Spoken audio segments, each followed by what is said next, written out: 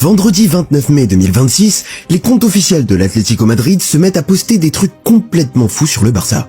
D'abord, ils annoncent la signature de Lamine Yamal, puis celle de Pedri, puis celle de Rafinha, et pour finir, leur compte Atlético Madrid en anglais sur X poste une vidéo marrante d'un chien avec une perruque de lion sur la tête.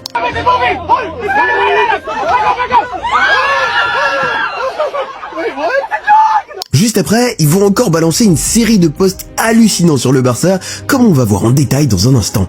Et les gens se sont vite rendus compte que ça allait beaucoup plus loin qu'une simple blague. Un grand club de Liga, demi-finaliste de la Ligue des Champions cette année, qui se transforme en compte parodique pour troller son rival et qui ose mettre ses joueurs avec le maillot de l'équipe. C'est du jamais vu. Mais le pire arrive juste après. Un communiqué officiel court et cinglant qui va faire le tour du monde. Avec une phrase si violente qu'elle fait ressortir un vieux scandale que le Barça espérait avoir enterré pour toujours. Sur le compte officiel de l'Atlético, devant des dizaines de millions de followers. Un truc qui ne se fait jamais entre deux clubs de Liga. Mais comment on en est arrivé là? Qu'est-ce que le Barça a bien pu faire pour rendre l'Atlético complètement dingue à ce point? Parce que crois-moi, c'est pas juste une histoire de mercato, c'est une histoire de coups bas dans l'ombre, de trahison et d'un mouvement secret qui pourrait remettre le Barça au sommet de l'Europe. Et tu sais quoi? Laporta va répondre à tout ça avec une seule petite phrase, tellement provocante qu'elle va rendre l'Atlético complètement furieux.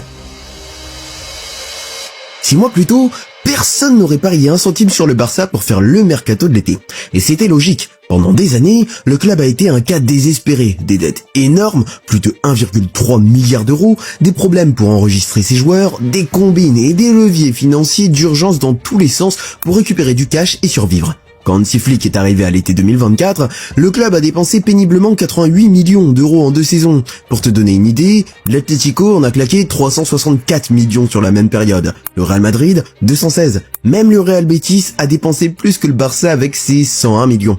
Le Barça était devenu un club de seconde zone financièrement, à côté des grands clubs d'Europe. À l'époque, il y avait même des blagues sur les réseaux à propos de Laporta. Genre, Laporta est prêt à tout pour rentrer de l'argent. Il va louer le Camp Nou pour les mariages le samedi, vendre les pelouses au mètre carré, ou faire payer 50 € de plus pour les douches après les matchs. Tout le monde rigolait, parce que franchement, c'était à peine exagéré. Le club inventait des trucs farfelus chaque mois pour générer du cash.